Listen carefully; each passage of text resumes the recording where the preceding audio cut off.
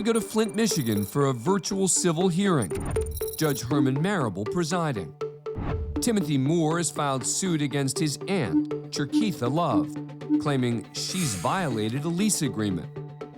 Moore had recently rented a house to Love, but now he wants her to move out since he claims the lease is expired. Mr. Moore, you indicated that the lease had expired. Yes. I don't see a copy of the lease attached to the complaint. She has the lease. I don't have the lease. But you're saying the lease has expired, so how can I look at the dates if you don't have a copy? The judge now turns to Love, who's appearing in person. She has the lease, but doesn't seem to have read it. So, what, you didn't read it? Judge Marable, I thought he wouldn't do me like that because I just had lost my sister and I moved in the house thinking my nephew would do right by me. Oh, boy. There's stuff written in 2 different color inks. I don't know what that means. It doesn't state the length of time that the tenancy is to last. Here's what I'm going to do. Okay, I'm going to adjourn this. Yesterday was my birthday, and I hate to have to come here today. Everybody thinks their birthday is some special exemption for something. It's not. This is the second day in a row I've heard somebody say, well, it's my birthday, so therefore the rules don't apply. What's going on? Oh my God. I'm not a judge at juvenile court, okay? I'm a judge at district court. I deal with adults. You know what I'm saying? So, when an 8-year-old tells me it's his birthday, I'm like, well, happy birthday, 8-year-old. But when grown people tell me it's their birthday and therefore I don't have to do this or I shouldn't have to show up for court or blah, blah, blah, I really am not getting that. It's because it's a special day for me and my sister that passed. I get it, but it has nothing to do with court and what I have to do as a judge. Nobody's birthday exempts them from coming to court. Right. Not even mine. I guess I missed that memo about, the adult birthdays exempt them from doing stuff. No, it doesn't. Okay? Can I speak, Your Honor? No, I don't think you should. I think we should not. I think we should end it now. With me telling you that it's adjourned to October 12th. We'll talk in October. You ordered it? And it'll be a week after my birthday. Maybe I won't show up that day because it's a week after my birthday and I don't want to show up that day. The parties did return a few weeks later, but the case is still pending. Next, we're inside the 4th Circuit Court in Jackson, Michigan for a trial.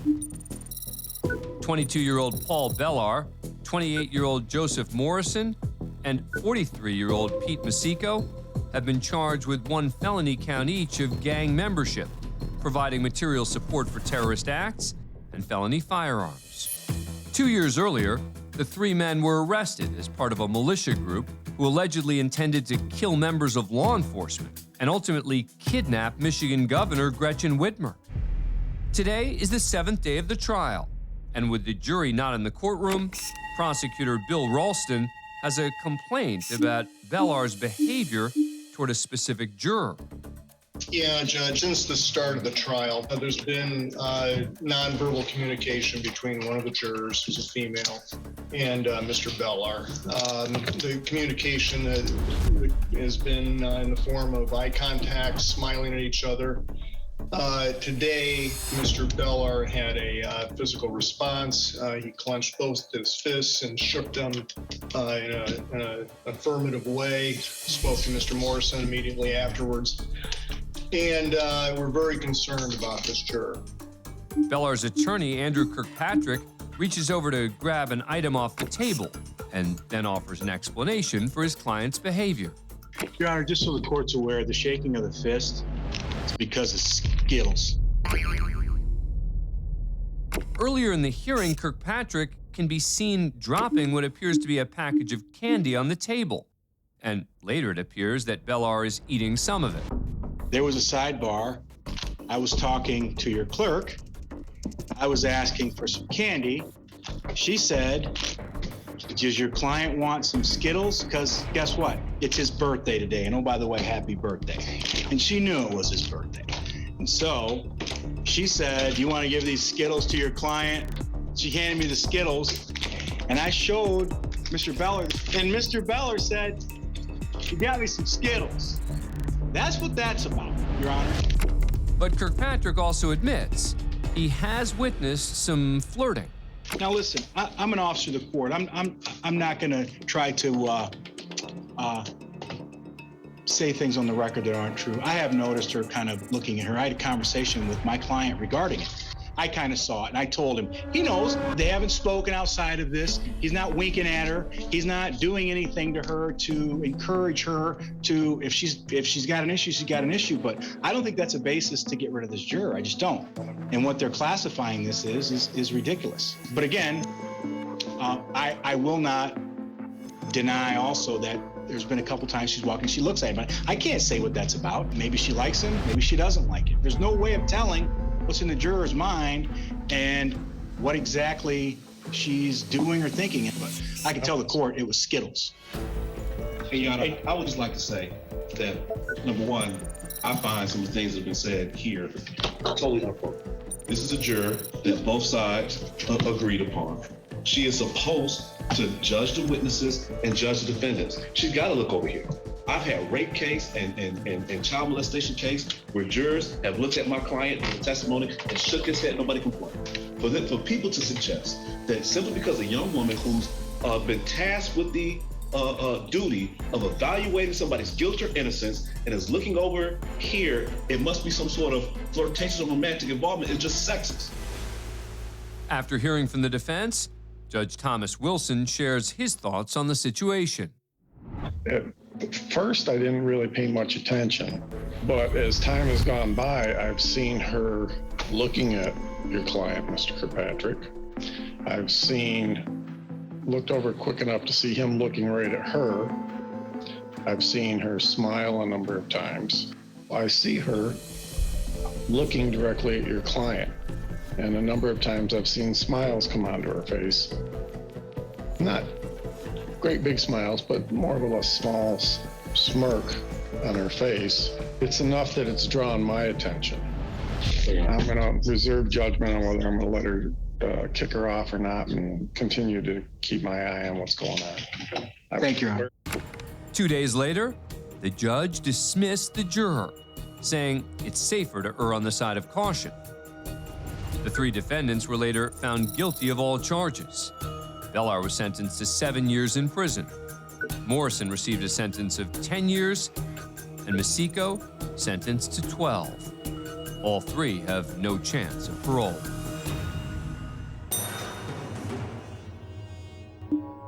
Next, we head to the Cowlitz County Courthouse in Washington State. It's 12:40 p.m., just outside the security desk. The woman seen here is Michelle Flavin. Notice she's carrying a pink box. Don't worry, it's nothing dangerous, just a birthday cake for her 9-year-old daughter. She's bringing it inside the courthouse because she's afraid if she leaves it in the car, her dog will eat it. Flavin asks the security officer, there in white, to keep an eye on the cake while she meets with her sister inside. Her cake should be fine at a security checkpoint inside a courthouse. A few minutes later, this man, Robert Fredrickson, arrives at the courthouse. Fredrickson's here because of an indecent exposure charge. He's 50 years old. Fredrickson and the woman in front of him send their valuables through the metal detector. Just out of the frame, Fredrickson sees the birthday cake left with the officer. And what does he do?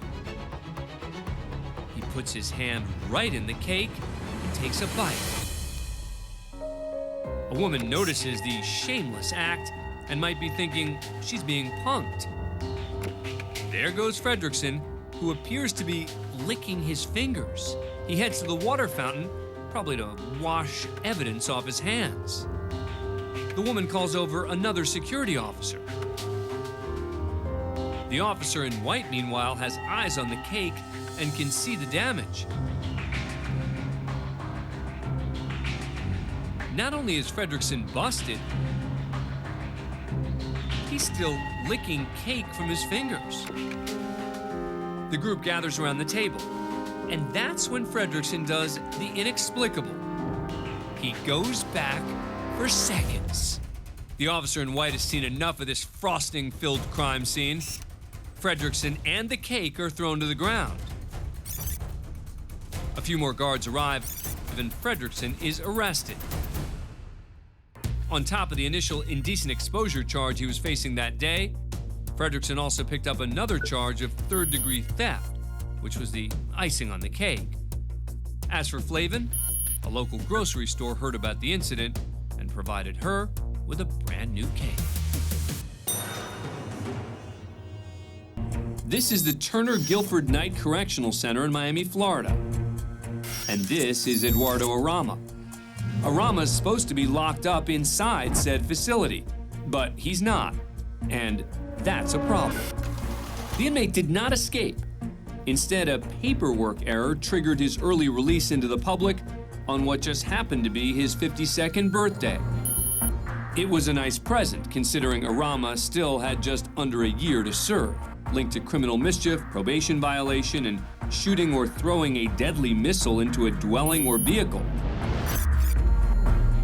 Yes, throwing a missile into a dwelling or vehicle. After realizing the mistake, authorities issued warnings to the public, including this wanted flyer. Based on Arama's criminal record, his accidental release was a serious situation. For nearly 3 days, there was no sign of Arama until he resurfaced in an unlikely place. On a Zoom call with the Miami-Dade Circuit Court. That's Arama, who, despite being aware that he's currently a wanted man, looks pretty relaxed from an undisclosed location with a friendly little pooch on his lap.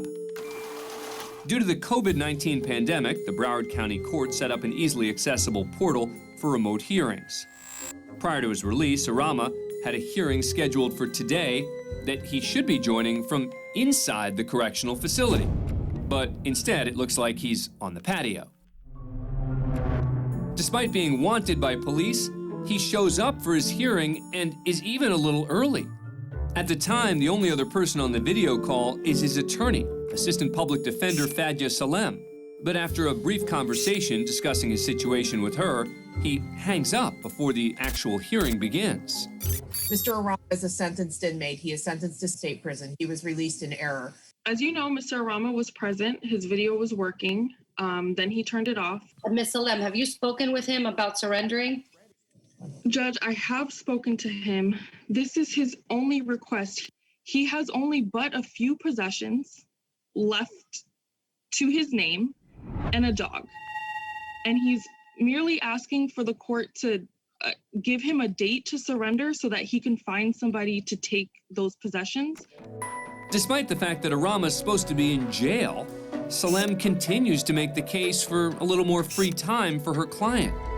Your Honor, he's not a flight risk, answers the authorities' calls, appears in court on Zoom, is not at risk for a flight. We're merely asking for a day so that he can get his possessions to somebody to take care of. But Judge Marlene Fernandez-Caravezos seems to think Arama's dog-sitting vacation has lasted long enough.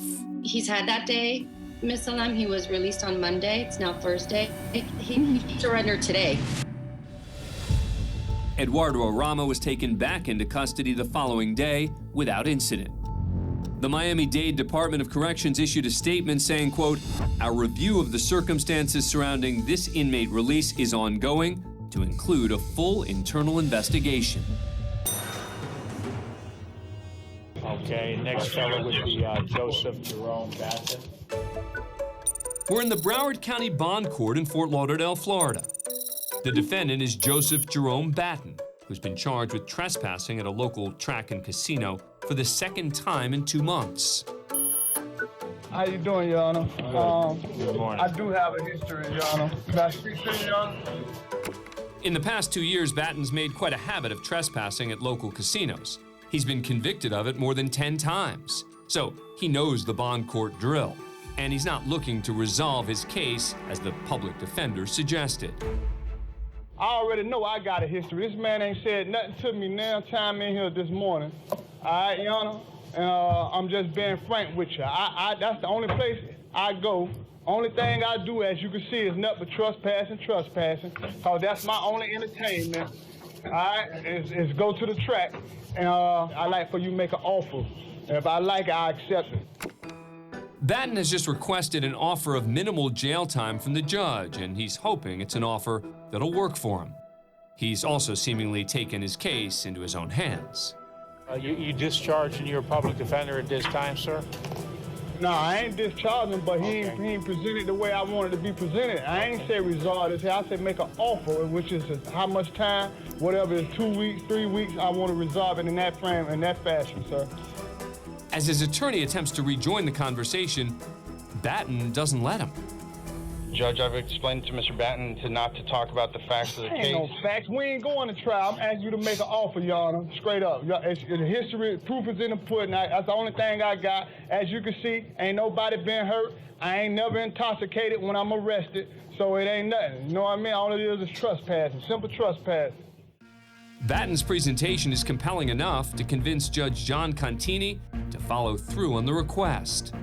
I understand, and I'm going to respect your request, sir. I'm going to go ahead and offer you a chance to be, if you were to plead no contest at this time, sir, I would offer you an adjudication. You'd be convicted, of course, as you have indicated. You have many of those already, and you'd be in, the plea offer would be 45 days in the Broward County Jail. Judge Contini has extended an offer. Now the ball is in Batten's court. Well, no, I ain't gonna accept 45 days, because I did 30 days last time, just a week ago.